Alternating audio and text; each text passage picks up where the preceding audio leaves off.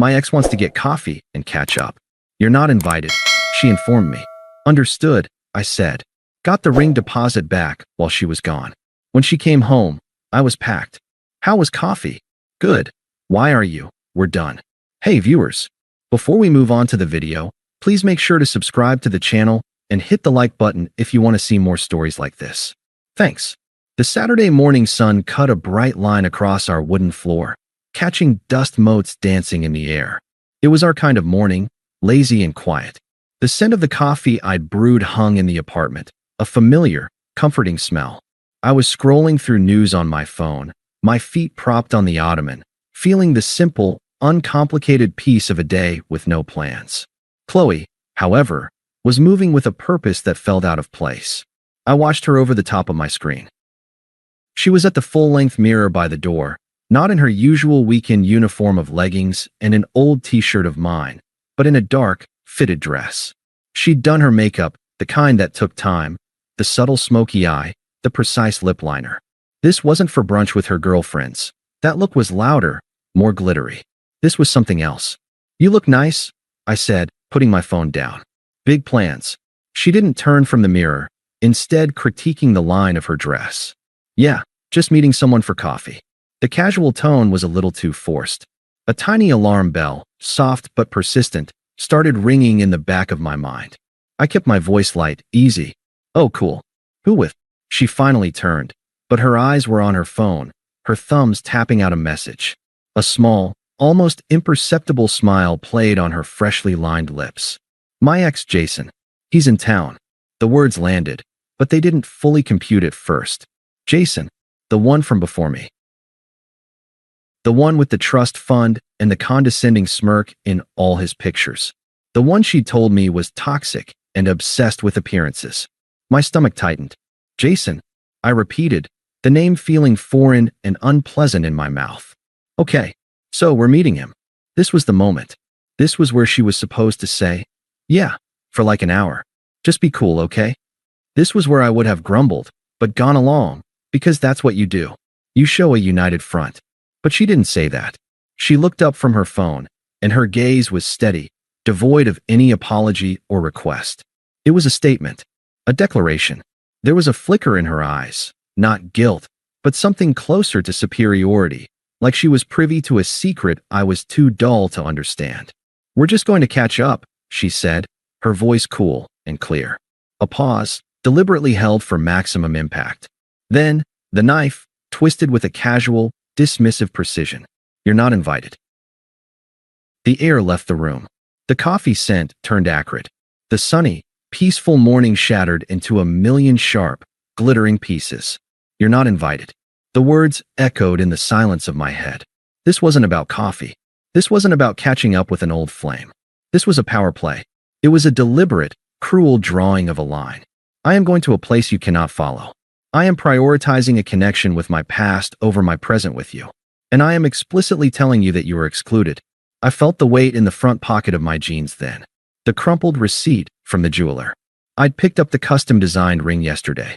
The plan was to surprise her tonight, to cook her favorite meal, to get down on one knee right here in this patch of sunlight. The deposit had been massive, a sum I'd saved for 6 months. The ring was finished. It was waiting for me. It was supposed to be the start of everything. And she was telling me I wasn't invited to her life. I saw the future in that single, heartbeats-long moment. The arguments. The you're controlling accusations if I objected. The simmering resentment if I said nothing. The slow, painful death of my self-respect as I accepted this new, diminished role in her world. The alarm bell in my mind wasn't ringing anymore. It was a single, clear, resonant tone. A tone of absolute, unshakable clarity. I looked at her, at the woman I was ready to build a life with, and I saw a stranger. The emotion, the hurt, the anger, the betrayal, was a storm raging inside me, but I built a wall of ice around it. I let none of it show. Not a flicker. My voice, when it came out, was calm. Flat. It wasn't a question. It wasn't a plea. It was an acceptance of terms. Understood, I said. She looked almost disappointed for a second, as if she'd been prepared for a fight and I'd handed her a white flag. She gave a slight, dismissive nod, grabbed her purse, and walked out the door. The click of the latch was the loudest sound I'd ever heard. I stood there, in the quiet, sun-drenched apartment, the ghost of her perfume hanging in the air, and the receipt for a future that would never happen burning a hole in my pocket. The time for confusion was over. The time for action had begun. The word hung in the air after the door clicked shut. Understood. It wasn't just a word. It was a key turning in a lock. The lock on the box where I kept all my love for her, all my plans, all my patience. I turned that key, sealed it shut, and the storm of emotion inside me, the hurt, the blinding rage, the sickening feeling of betrayal, was instantly muted. It was still there, a roiling thunderhead, but it was now contained, distant. The energy it generated was no longer chaotic. It was transformed into a cold, focused current. I moved. My first action wasn't frantic. It was deliberate. I pulled my wallet from my back pocket and extracted the receipt. It was creased from a day of carrying it around, a tangible secret. The jeweler's elegant logo was embossed at the top. Below it, the description, 14K white gold, 1.2 CT custom solitaire with pave band. And the number, the staggering number I'd worked overtime for months to save. I dialed the number printed on the receipt. My hand was steady. My voice, when the receptionist answered, was unervingly calm. Yes, hello? My name is Mark Evans. I have an order for a ring. Pickup was scheduled for today. I gave her the order number. I need to cancel the order and process a refund of my deposit to my original card. Oh, the woman on the other end sounded surprised, a little flustered. I'm so sorry to hear that, sir. Is everything all right? The engagement is off. I stated, my tone flat, factual. I offered no further explanation. There was no crack in my voice, no performative sadness. I was closing a business transaction that was no longer profitable. I see. Of course, sir. I'll process that for you right now. The refund may take 3 to 5 business days to appear. Thank you, I said, and ended the call. I placed the receipt on the kitchen counter, right in the center, a monument to a canceled future. Then, I walked to the bedroom and pulled my largest suitcase and a set of moving boxes from the top of the closet, the ones I'd kept from my last move. I worked with an efficient, detached rhythm. This wasn't a heartbroken man packing. This was a strategist executing an extraction. I started with my clothes. My side of the closet. My drawers. I didn't look at her things. I didn't pause to smell a sweater of hers or look at the photos on the dresser. Those were relics from a country I had been forcibly deported from. They held no power over me anymore. I took only what was unequivocally mine. The books on my nightstand. My laptop, my charger. The high-quality headphones I'd bought myself for my birthday. I left the TV we'd bought together, the kitchenware we'd accumulated as a couple, the throw pillows she'd insisted on. They were part of the life I was leaving, artifacts of a shared history that had just been proven a lie. They were ballast, and I was cutting it all loose. Each item placed into a box was a weight lifted. The suitcase held my essentials. The boxes held the rest of my former life. I carried them down to my car, load by load, filling the trunk and the back seat. The physical exertion felt good, cleansing. It was a purge. When the last box was in the car, I did a final walkthrough. The apartment already felt different. It wasn't our home anymore. It was her apartment, and it felt emptier, smaller. I stood in the living room, the same patch of sun now highlighting the faint indentations in the rug where my furniture had been. I was done. There was nothing left of me here. I grabbed my car keys and the single box of final items, my toothbrush, my razor, the few toiletries from the bathroom. I didn't look back. I walked out the door, down the stairs, and to my car. I didn't drive away immediately. I sat in the driver's seat, the engine off, and pulled out my phone. I went to her contact, a picture of her laughing, the one I'd taken on a trip to the coast. I looked at it for one last, long second. Then I tapped the screen a few times. Block this caller. A confirmation pop-up appeared. Are you sure you want to block this contact? I was sure. I tapped block contact. Then, and only then, did I start the car. I didn't have a destination, not yet. A hotel for the night. Then, tomorrow, I'd find a new place. A fresh start. But for now, the only thing that mattered was that I was moving forward, away from her. The rearview mirror was just glass. I had nothing left to look for in it. I didn't have to wait long. I was leaning against my car door, the evening air cool against my skin, when her sedan pulled into a spot a few cars down. The streetlights had just flickered on, casting the scene in a pale, orange glow. I watched her get out, a slight, unsteady sway in her step. She'd had more than coffee. She was humming something to herself, a small, satisfied smile on her face as she rummaged in her purse for her keys. She didn't see me at first. She was still in the bubble of her afternoon, the bubble from which I had been explicitly excluded. I pushed off from the car and took a few steps into the light pooling between the vehicles. The sound of my shoes on the pavement made her look up. The smile vanished, replaced by a startled confusion as her eyes landed on me, then darted to the packed interior of my car visible through the windows. "Mark? What's with the box?" she asked, her voice tinged with a slow dawning alarm. She gestured weakly at the final cardboard box I held in my arms. I didn't answer her question. Instead, I kept my voice utterly level, a stark contrast to her building unease. "How was coffee?" The question threw her. It was so normal, so mundane, and it hung in the space between us, utterly at odds with the visual evidence of my departure. "It was," she started, her brow furrowed, defensive gears already turning. "It was good? Why are you?" "We're done." The 3 words cut through her sentence cleanly, without malice or heat. They were simply a statement of fact, delivered with the finality of a judge's gavel. For a second, there was only silence. Then, the unraveling began. "What?" The word was a sharp, disbelieving laugh. "You're breaking up with me because I had coffee with an ex? That's insane." I remained silent, my expression unchanging. My calmness was a fuel to her fire. "It was just coffee," she insisted, her voice rising in pitch. "You're being so sensitive, so controlling. I told you about it, didn't I?" I was honest. "You were dismissive." I corrected her, my tone still calm. "There's a difference." "Oh my God," she scoffed, throwing her hands up. So I worded it poorly. "You're really going to throw away our entire future, our engagement, over a poorly worded sentence?" The mention of the engagement was my cue. I didn't need to say a word. I just looked at her, letting the silence and the packed car speak for me. The future she was talking about was already in my rearview mirror. Her confusion curdled into anger, the true colors rising to the surface now that manipulation and minimization had failed. "You're pathetic," she spat, her face contorting. "You're actually doing it. You're running away because you can't handle a confident woman having a life outside of you. You'll never find anyone who puts up with you like I did. You hear me? Never." The words were meant to wound, to shatter my resolve, and make me beg for another chance. They echoed in the quiet street, ugly and desperate. I took a slow breath, not out of need, but as a period to her sentence.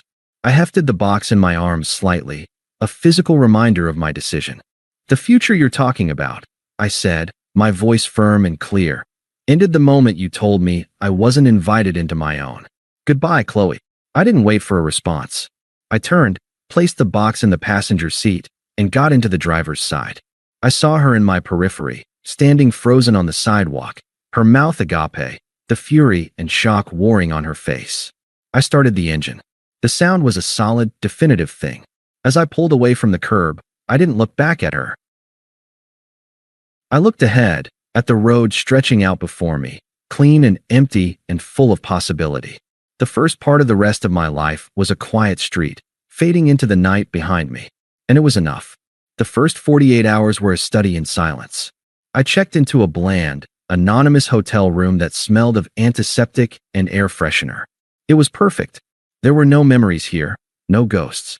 I spent the time on my laptop, scrolling through apartment listings in a different part of the city, and my phone, where the only notifications were from my group chat with friends who knew nothing of the detonation my life had taken. The silence was not empty. It was full of a profound, buzzing peace. It didn't last. The first attempt came on the 3rd day, a text from an unknown number. I knew it was her. The tone was a masterclass in manipulative rewriting of history. "Unknown. Mark, this is crazy. Can we please talk? You're overreacting. It was just coffee. You're throwing away something real over a misunderstanding." I read it. The words, overreacting, misunderstanding, were so predictable they were almost boring. She was trying to frame my decisive action as an emotional overreaction, to make her cruelty the subject and my response the problem. I didn't block the number immediately. I wanted to see the pattern. I deleted the message and went back to comparing floor plans. The second attempt was a voicemail, left later that night. Her voice was different now, stripped of its defensive posture and layered with a trembling, performative desperation. "Mark, it's me. Please pick up." "Okay, fine, I get it. You're mad." It was stupid. Jason was nothing. It meant nothing. He's gone. He left town. It was just, I don't know, ego. I made a mistake. A huge, huge mistake. Please, I need you. I'm so alone in this apartment. It's so quiet. Just call me back. Please. I saved the voicemail. Not out of sentiment, but as evidence. Evidence of the shift from blame to begging. The admission of ego that confirmed everything I'd suspected. She wasn't sorry for her actions. She was sorry for the consequences. The silence of the apartment she'd now inherited was her punishment, not my problem. I deleted the voicemail from my inbox and blocked the new number. The third message was a text, this one venomous. The mask was fully off. The desperation had curdled into pure, unfiltered rage. "Unknown, fine. Be that way. You were always too weak for me anyway. You can't handle a real woman. You'll be back. You'll realize what you lost, and you'll come crawling back." And I'll laugh. I almost smiled. This was the real Qley. The one who had told me I wasn't invited. The one for whom love was a battlefield and respect was a sign of weakness. This message was a gift. It was the final, ironclad confirmation that I had made the only possible choice. I blocked this number, too. Then, the flying monkey arrived. My phone buzzed with a contact I had, Sarah. Qley's most toxic friend. The one who always seemed to be cheering from the sidelines whenever Qley did something brave and selfish. I answered, putting it on speaker as I continued to pack my suitcase in the hotel room. "Mark? Hey, it's Sarah." Her voice was saccharine, laced with false concern.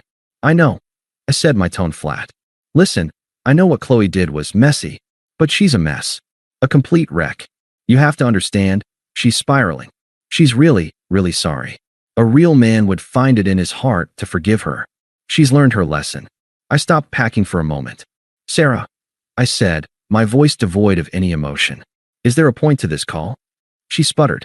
"The point is that you're being cruel. She made a mistake. Don't you care about her at all?" "That," I stated calmly, "is no longer my concern. Do not contact me again." I ended the call and blocked her number 2. The circle was complete. The pleas, the anger, the enlisted allies. It was all a script I was no longer reading from. A final email slipped through a day later, the last gasp before the digital silence became absolute. It was from an account I didn't recognize, but the voice was unmistakably hers. Subject: "I get it now, Mark. I'm writing this because you've blocked me everywhere else. I went to the jeweler today to see. I don't know what I was going to see. They told me you canceled the ring. You got your deposit back the day I left. That's when I finally understood. You weren't mad. You weren't hurt. You were done.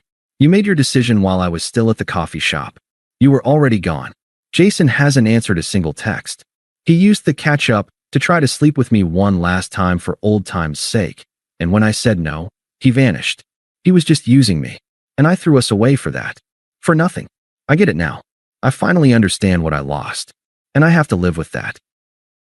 Qley, I read it once. Then I selected the email and clicked delete. I didn't need her understanding. I didn't need her closure. Her unraveling was not my burden to carry. The karma was not dramatic. It was quiet and total. She was alone in the apartment she had made sacred to her own exclusion, haunted by the ghost of a future she had casually incinerated for an ego stroke from a man who saw her as a conquest. She was broke, having relied on my income for the larger bills. She was isolated, her social circle now tainted by the pathetic truth of her situation. And I felt nothing for her but a distant, academic pity, the kind you might feel for a historical figure who made a catastrophically bad decision. It was over. Her consequences were hers to manage. My life was just beginning. 2 months later, I was in a booth at the Grizzly Bear, a pub we'd never visited together, laughing with 2 of my oldest friends. The air was thick with the smell of fried food and beer, and a noisy game of darts was underway in the corner. I was relaxed, my arms slung over the back of the booth, a cold pint in front of me. This was my world now. It was louder, messier, and infinitely more honest. I saw her the moment she walked in. Qley. She was with Sarah, huddled by the door as if bracing against a cold wind. She looked thin, and the dress she wore was one I recognized from a happier time. It now hung on her a little too loosely. Her eyes scanned the room, and when they landed on me, they widened, then filled with a desperate, hungry hope. I looked away, turning back to my friend Mike's story about his disastrous golf lesson. I took a slow sip of my beer. The peace inside me didn't so much as ripple. A shadow fell over the table. I looked up. She was standing there, her hands clenched into nervous fists at her sides. Sarah lingered a few feet behind, a sour look on her face. Mark. Hi. Her voice was a fragile thing, barely audible over the pub's din. You look good. I gave a slight, polite nod. The kind you'd give a cashier you didn't know. Qley. How are you? The question, so simple and devoid of subtext, seemed to undo her. Her composure cracked. Not great, she admitted, her words tumbling out in a rushed, shaky confession. Actually, terrible. I miss you. What I did was the stupidest thing I've ever done. He meant nothing. You meant everything. She was waiting for it. For me to soften, to say, I'm sorry you're hurting, or it's okay. To offer her a lifeline back into my orbit. I said nothing. I just looked at her, my expression neutral, my eyes clear. There was no anger in them, no lingering love, not even the cold satisfaction of being right. There was simply nothing. A vast, quiet expanse of indifference. My silence was more terrifying to her than any shout. She filled it, her voice cracking with emotion. So that's it. After all that time, after everything we built, I placed my pint glass down on the coaster with a soft, final click. I wasn't talking to the woman I'd loved. I was explaining a basic fact of the universe to a stranger. That was a different life, I said, my voice calm and even. I've made my peace. I'm happy in this one. I paused, letting the truth of those words settle in the space between us. She could feel it, the genuine, unshakable contentment that radiated from me. It was the one thing she could never fake, never manipulate, and never take from me. And you're not in it. For a long moment, she just stood there, completely still. The desperate hope in her eyes extinguished, replaced by a dawning, horrifying understanding. She was looking at a man who was truly, completely free. And her presence, her pain, her very existence, was as relevant to him as a forgotten receipt for a ring that had never been picked up. She was powerless. She was irrelevant. Without another word, she turned and walked away, her shoulders slumped in a defeat that was both total and permanent. Sarah shot me a venomous look before scurrying after her. My friend Leo whistled low. Dude, who was that? I picked up my beer again, the faintest genuine smile touching my lips as I turned back to my friends. No one, I said, and I meant it. No one at all. The conversation moved on. The darts game got louder. The night continued. I was already there, present and alive in my new life. A life she had unwittingly given me the courage to claim. And it was better than anything I had left behind. Thanks for watching.